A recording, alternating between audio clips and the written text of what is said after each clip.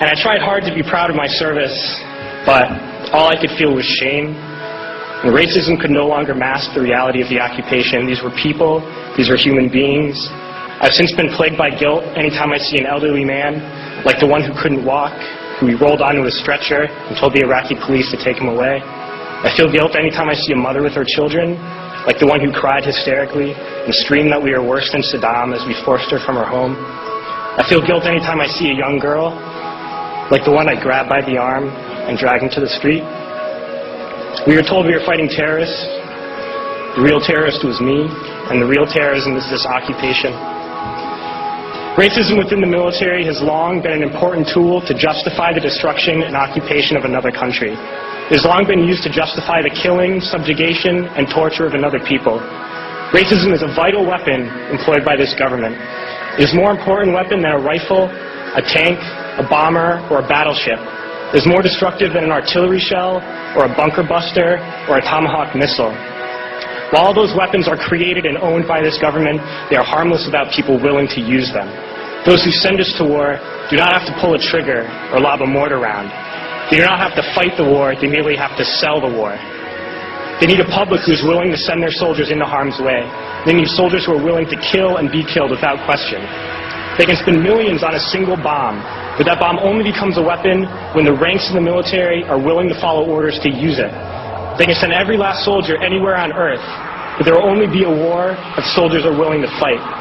And the ruling class, the billionaires who profit from human suffering, care only about expanding their wealth, controlling the world economy. Understand that their power lies only in their ability to convince us that war, oppression, and exploitation is in our interest.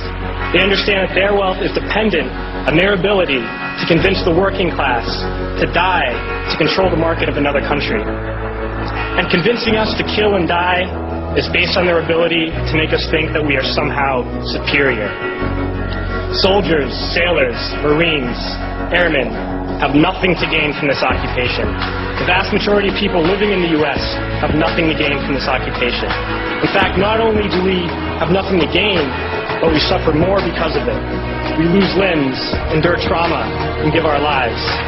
Our families have to watch flag-draped coffins lowered into the earth.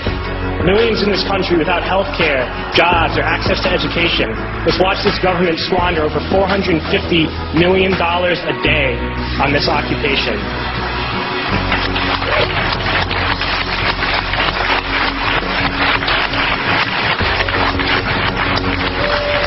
Poor and working people in this country are sent to kill poor and working people in another country to make the rich richer. And without racism, soldiers would realize that they have more in common with the Iraqi people than they do with the billionaires who send us to war.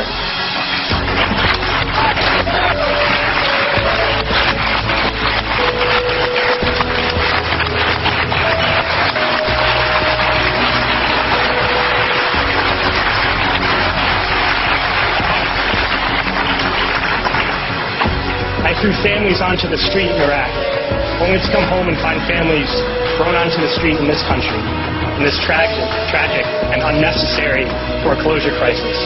We need to wake up and realize that our real enemies are not in some distant land. They're not people whose names we don't know and cultures we don't understand. The enemy is people we know very well and people we can identify. The enemy is a system that wages war when it's profitable. The enemy is the CEOs who lay us off from our jobs when it's profitable. It's the insurance companies who deny us health care when it's profitable. It's the banks who take away our homes when it's profitable. Our enemy is not 5,000 miles away. They are right here at home. If we organize and fight with our sisters and brothers, we can stop this war, we can stop this government, and we can create a better world.